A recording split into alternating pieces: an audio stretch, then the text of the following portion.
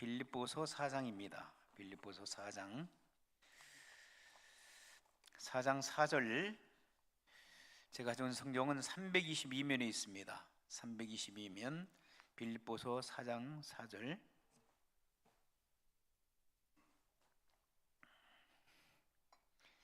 우리 한 목소리로 읽습니다. 시작. 주 안에서 항상 기뻐하라. 내가 다시 말하노니 기뻐하라.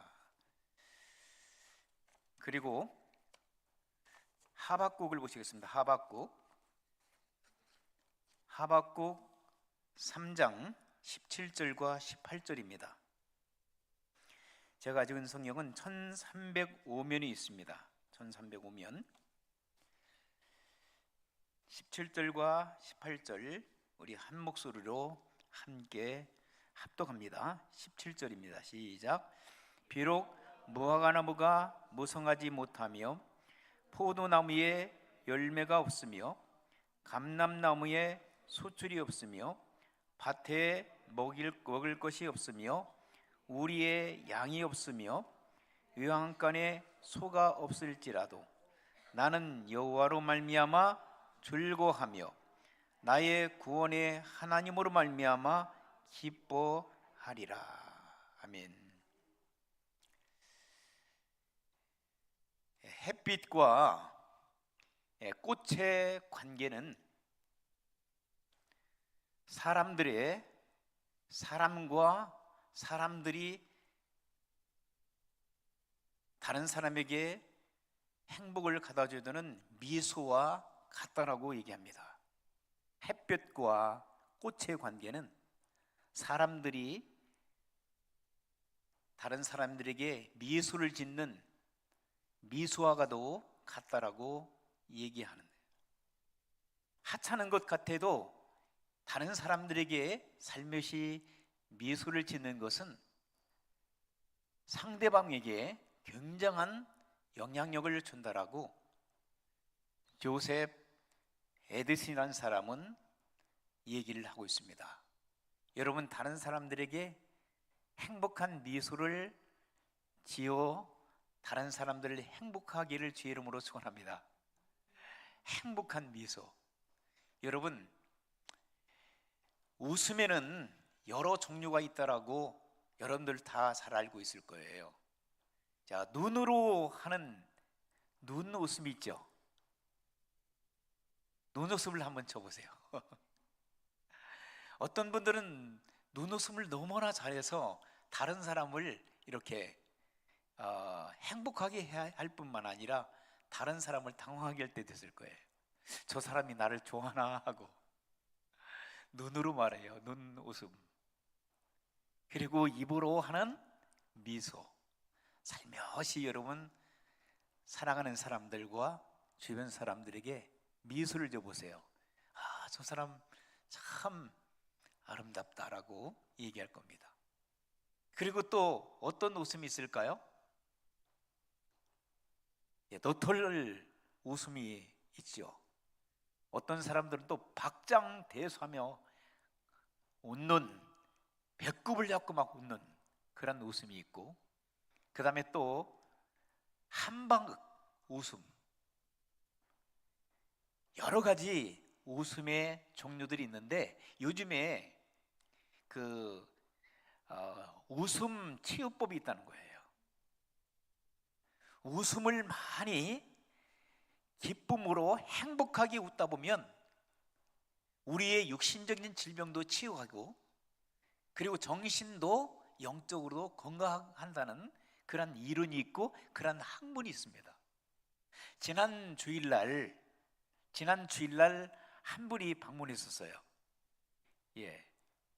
로스 김이라고 하는 선교사님이라고 하더라고요. 제가 아는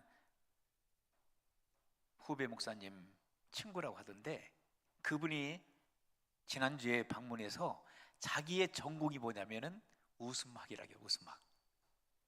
대학원에서 웃음학을 전공해가지고 한국에서 많은 세미나를 인도했다라고 얘기합니다. 지금 애틀란타에 와서 살고 계세요.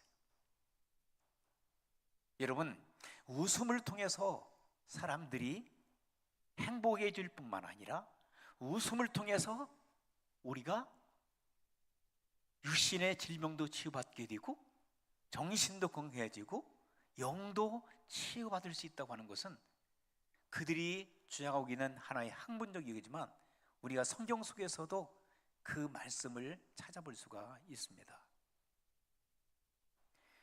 우리가 일반적으로 생각할 때 한국의 우리 고국에서도 그런 이야기를 많이 하잖아요. 한 번 웃으면 뭐라고 그랬어요?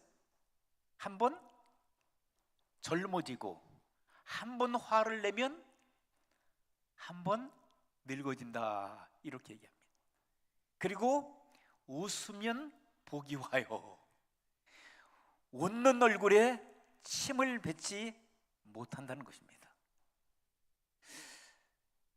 우리 예수님께서도 웃으셨을까요? 아니면 심각하게 사역을 감당하셨을까요? 우리는 잘 예수님을 직접 만나 뵙지 못했기 때문에 예수님이 어떻게 얼굴 표정을 하고 다니셨을까라고 하는 그런 질문이 여러분 가운데 있을 때가 있을 거예요. 제가 생각할 때는 예수님이 심각하게 시리어스하게 살아갔던 그런 모습이 아니었던 것 같아요. 유대인들이 보는 그러한 성경은 굉장히 예수님께서 유머러스하고 다른 사람들 해피하게 만들고, 그래서 예수님은 그렇게 유형적으로 정말 여러분들처럼 잘생긴 모습은 아니었던 것 같아요. 그러나 항상 그의 얼굴에는 만면의 미소가 있었고 다른 사람들에게 행복을 가져줬고 그리고 기쁨을 항상 충만한 가운데에 주님이 기뻐하는 그 삶을 살았던 것 같아요. 그리고 다른 사람들을 행복하게 만들고 다른 사람들에게 기쁨을 선사하고, 그리고 예수님께서는 수시로 아주 유머러스한 그런 말씀을 잘 하셔서 주변 사람들에게 인기가 굉장히 좋았다라고 보는 학자들도 있습니다. 어쨌든 오늘 말씀의 제목을 그렇게 정해봤어요. 뭐라고 했어요? 항상 기뻐하라. 여러분 여러 번 이 말씀 들었을 거예요. 오늘 사도 바울이 빌립보 교회 성도들을 향해서 말씀하신 그 핵심적인 말씀이 기뻐하라고 하는 말씀이에요. 기뻐하라. 그들이 기뻐하지 못할 환경 속에서 살았던 것 같아요. 왜 그랬을까요?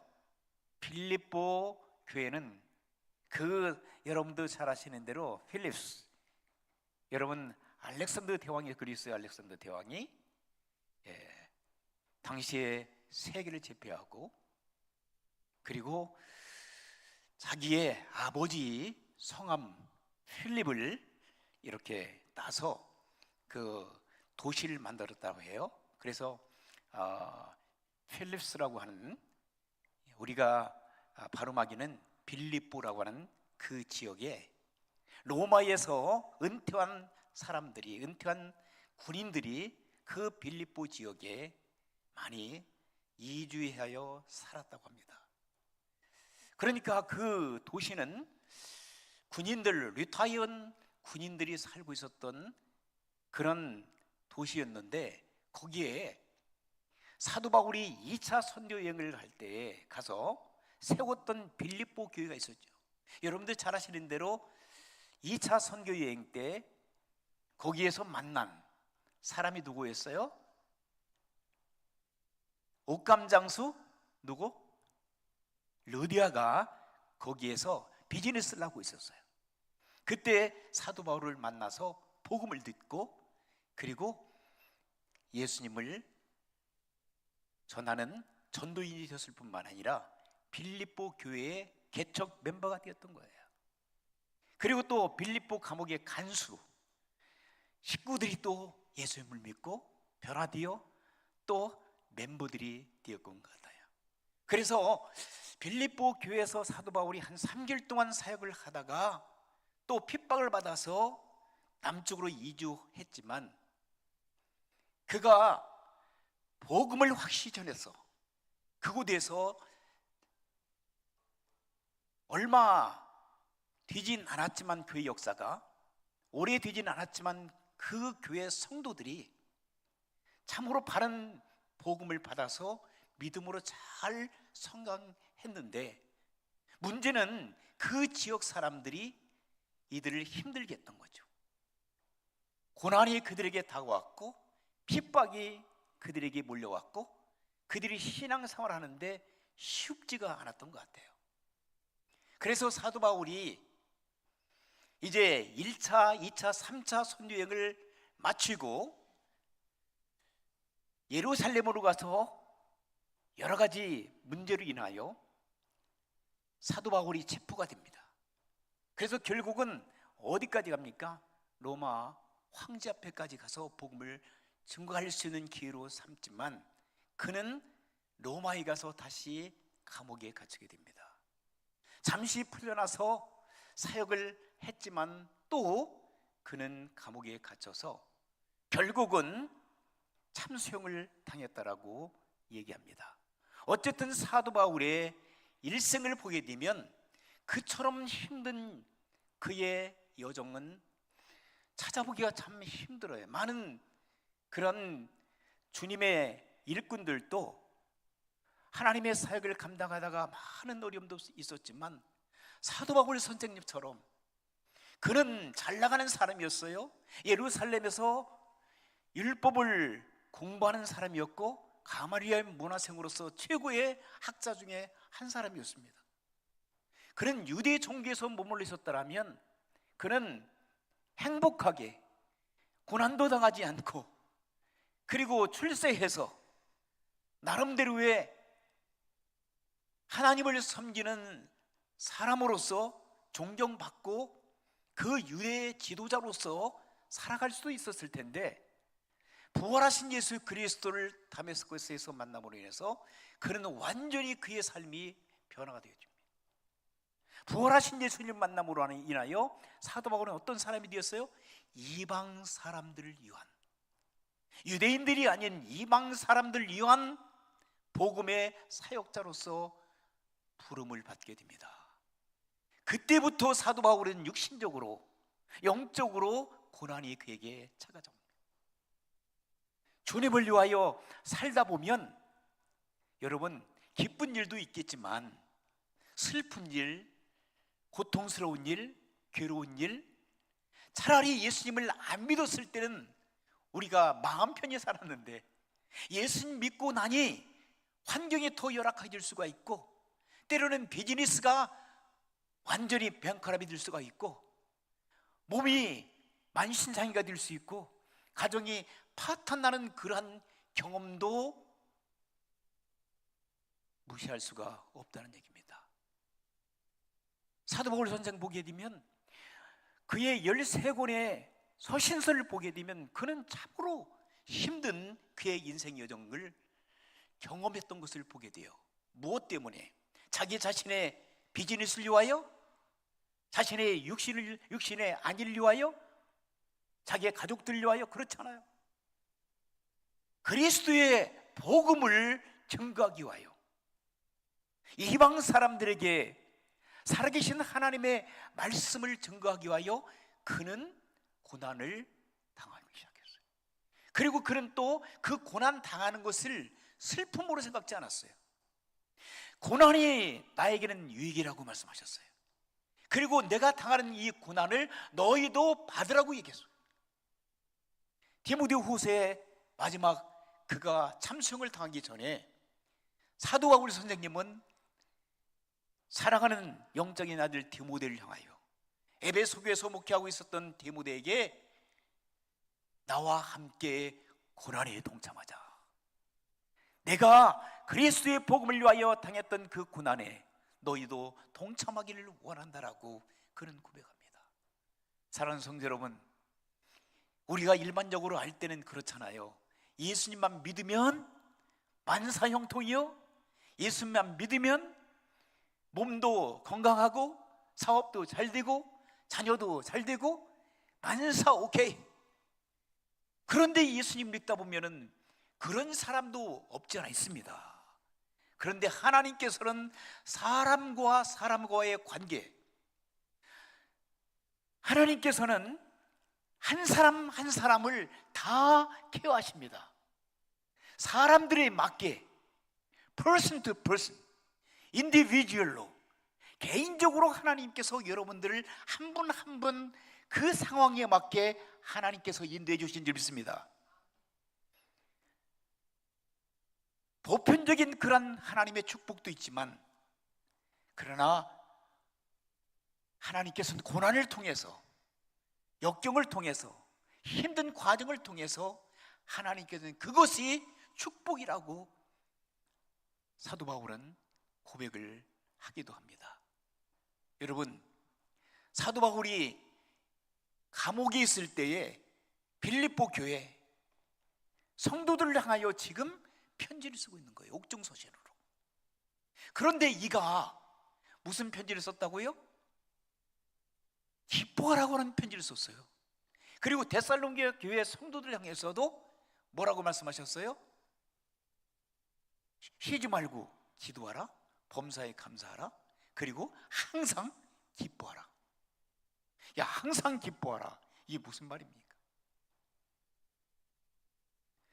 빌립보서 4장 1절에서 1장과 1장에서 4장 말씀을 보게 되면 이 기뻐하라고 하는 말씀이 계속 반복되고 있어요.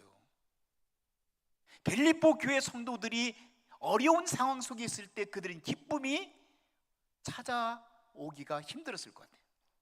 여러분, 어려운 고난을 당하고 계신 살아가는 성도들이 있습니까? 몸이 아픈 성도들이 있습니까? 가정이 여러 가지 어려운 환경 속에 있는 살아가는 성도들이 있습니까? 그런데 기쁨이 찾아오던가요?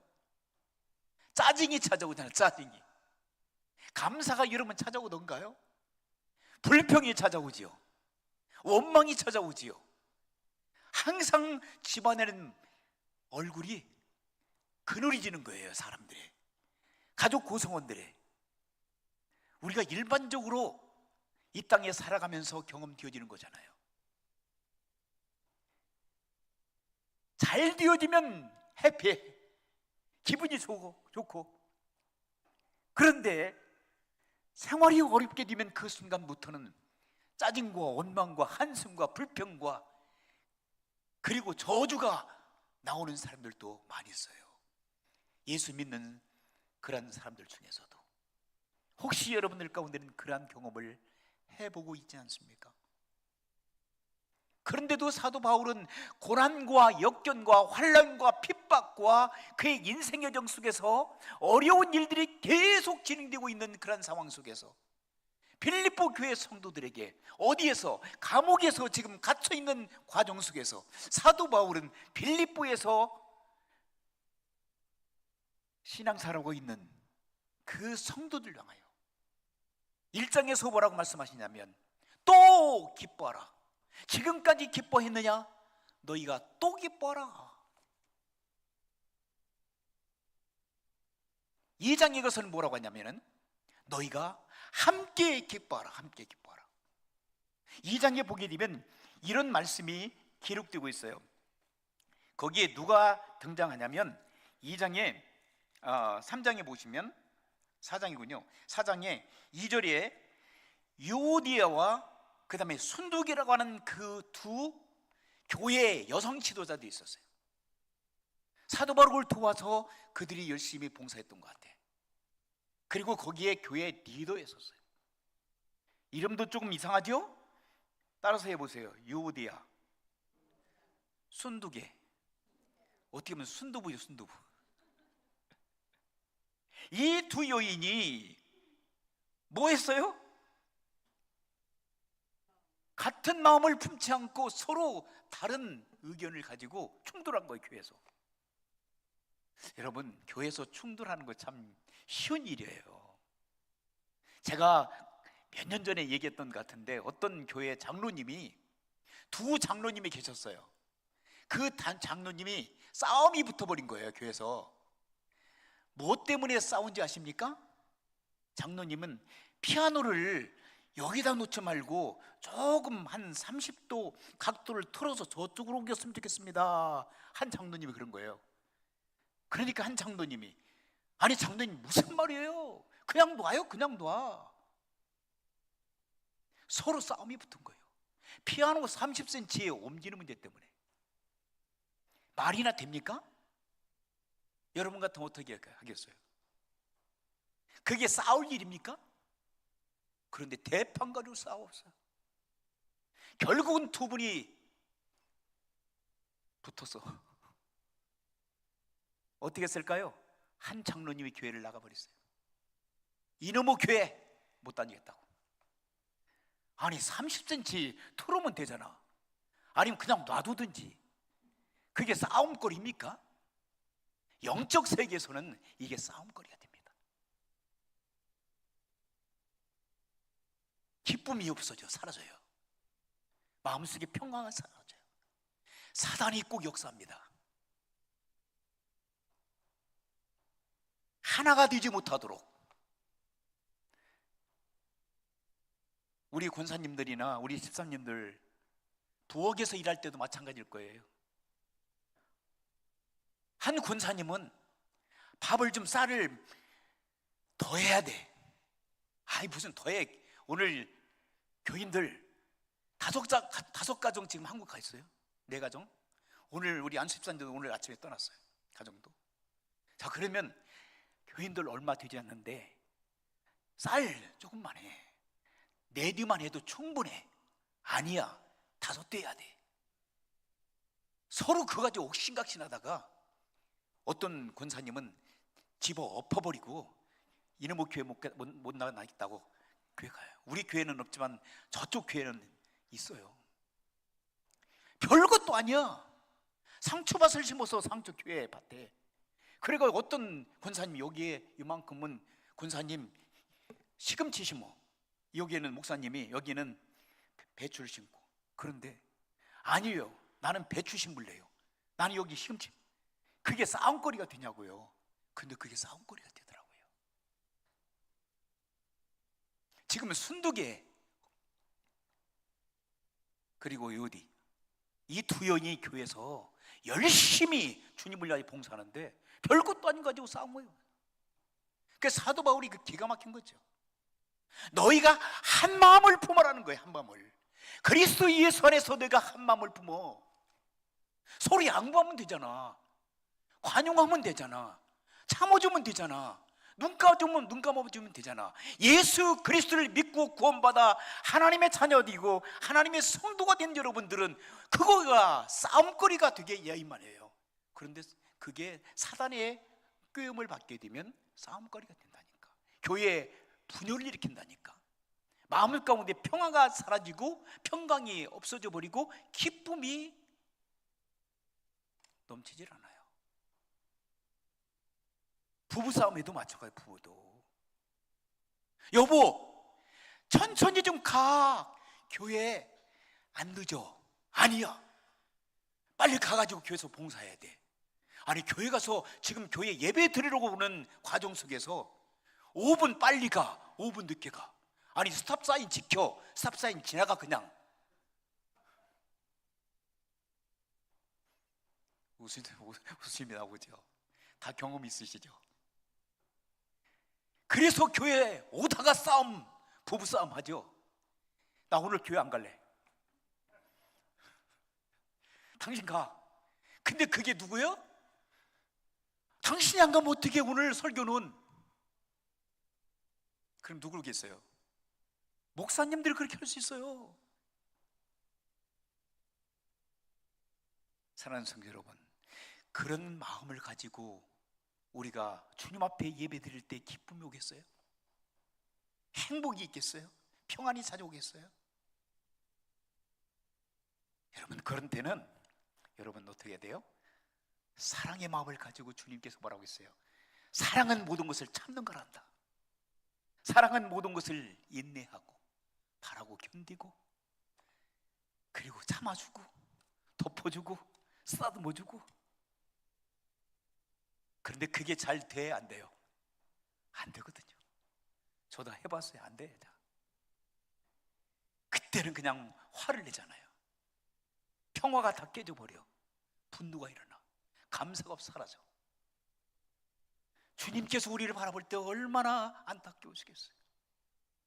주님께서 우리를 창조하시고 에덴 동산을 다스리게 하셨을 때 우리를 그의 형상에 따라 지음을 받도록 그분의 형상에 따라 우리를 만드시고 우리를 향하여 우리 하나님께서는 삼일째 하나님께서는 뭐라고 말씀하셨어요? 참 보기에 좋았더라. 참 내가 너희를 바라보니 행복하다.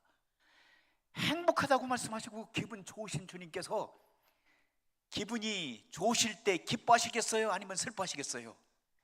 기쁨이 충만하셨을 거예요. 우리를 바라보시면서. 그런데 오늘 이 시대를 살아가는 우리를 향해서 우리 삼일째 하나님께서는 얼마나 슬퍼하실까? 나의 모습을 보시고 괜히 만들었다라고 하나님께서 후회하지 않으실까? 그래서 우리가 항상 기뻐하기 위해서는요, 우리 주님과 붙어 있어야 돼요. 붙어 있어야 돼.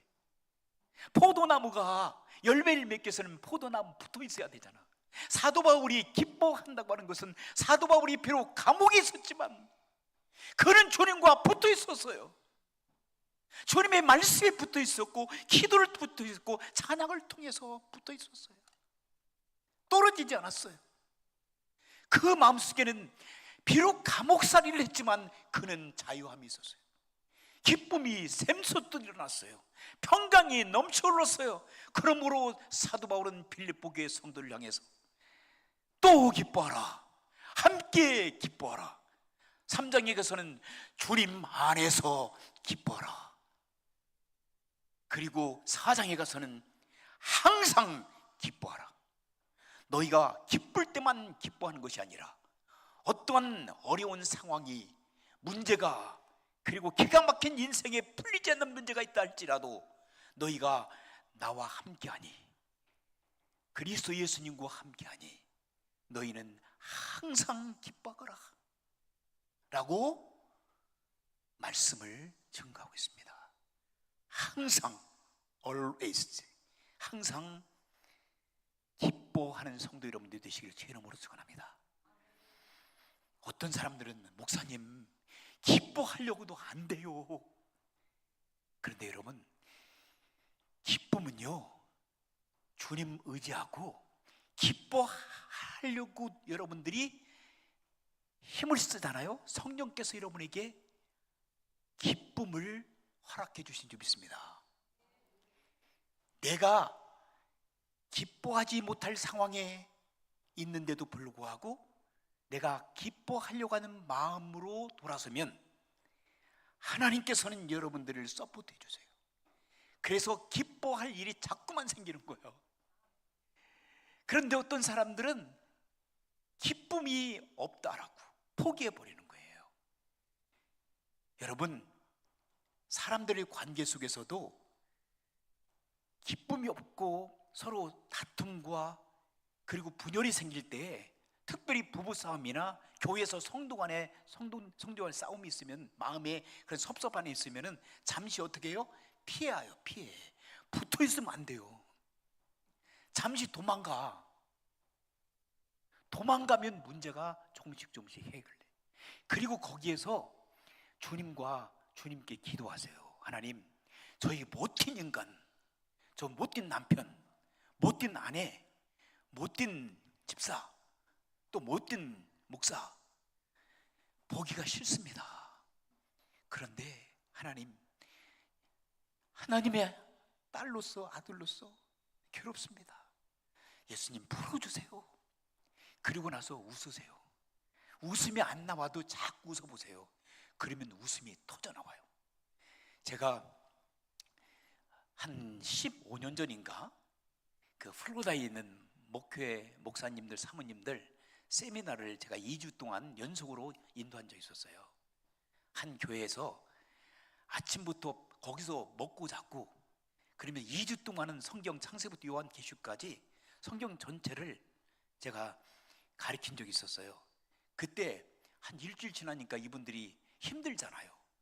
말이 그렇지 여러분. 아침부터 밤 11시까지 성경만 붙들고 창세기부터 요한계시록까지 이 성경을 다 암송한다고.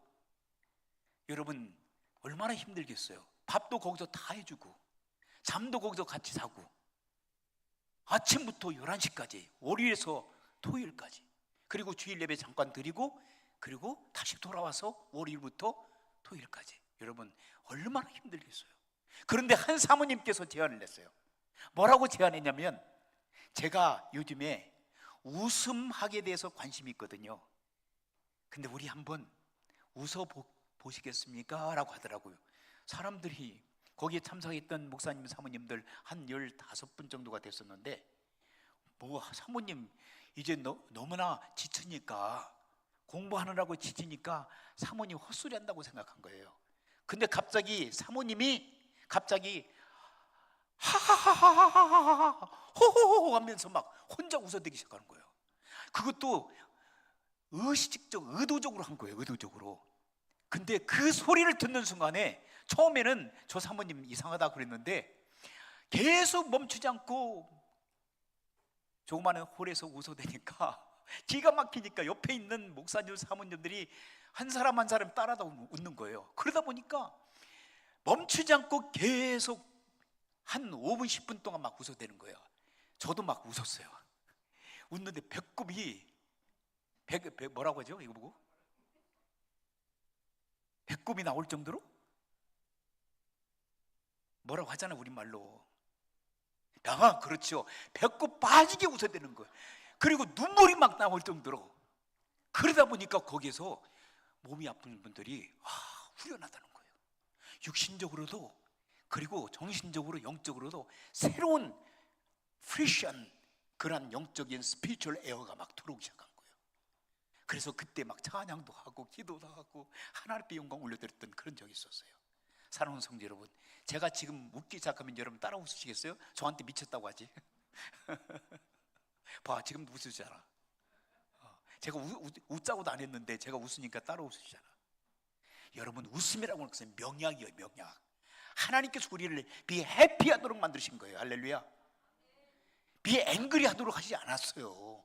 그런데 우리 한국 문화와 전통과 그리고 한국의 그런 토속적인 신앙과 그리고 민족성은 웃음이 별로 없었던 민족이야. 저도 옛날에 예수님 안 믿고 불교도 다녀보고 천도교도 다녀보고, 우리 아버지가 천도교 골수분자였으니까 하루 종일 우리 아버지가 웃어본 적이 없어. 우리 아버지가 평생 동안 웃는 것을 본 적이 없어. 그런데 언제 우리 아버지가 웃으셨냐? 예수님을 믿고 구원받아 우리 아버지 얼굴에 미소가 있으셔. 웃으시더라고. 우리 어머니를 바라보죠. 우리 어머니 저쪽 가면은 그냥 쳐다보지도 않았어요. 사랑하는 성도 여러분, 예수님 믿으면요, 예수님께서 해피하게 하십니다. 심령을 새롭게 하십니다. 우리를 변화시키십니다. 우리의 육신의 질병을 고쳐주시고 우리의 영을 만져주시고 우리의 정신을 건강해 해줄 줄 믿습니다. 사도 바울이 그런 경험을 했거든요.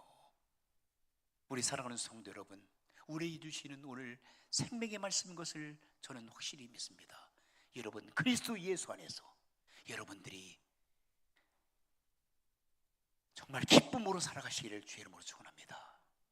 하박국 3장 16절에 17절 18절 말씀 보게 되면 거기에 하박국 선자가 그런 얘기합니다. 여러분, 당시에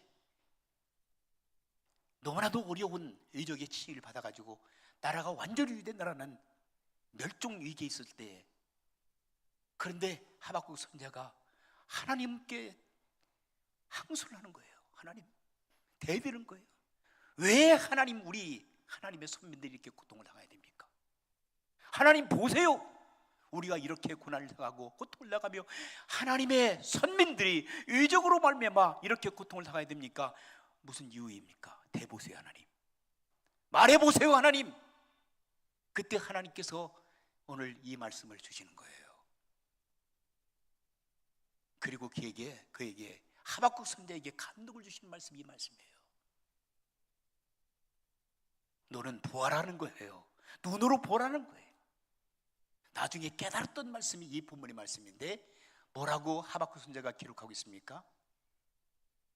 비록 무화과 나무가 무성하지 못하고 포도나무에 열매가 없고 감람나무에 그런 소출이 없다 할지라도, 그리고 또 밭에 가면 뭐가 있어야 돼요? 먹을 것이 있어야 돼요. 밭에 가면 먹을 것이 다 절단나든다 하고, 그 다음에 우리들 우리에 뭐가 있어야 돼요? 양이 많이 있어야 돼요. 근데 양이 다 없어져 버리고 죽어버리고, 그리고 또 양께는 뭐가 있어야 돼요? 소가 있어야 되잖아요. 소가 없다 할지라도. 그렇다면 여기에 본문에 계속 반복되는 얘기가 뭡니까?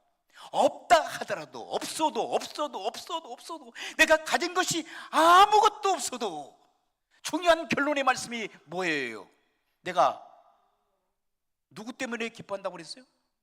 여호와로 인하여 즐거워하고, 우리에게 구원해 주시는 그 하나님의 놀라운 능력, 그것을 위하여 우리는 기뻐하리라고 하박국 선지자는 고백을 하고 있습니다. 사랑하는 성도 여러분, 여러분의 인생길에서 얼마나 힘드십니까?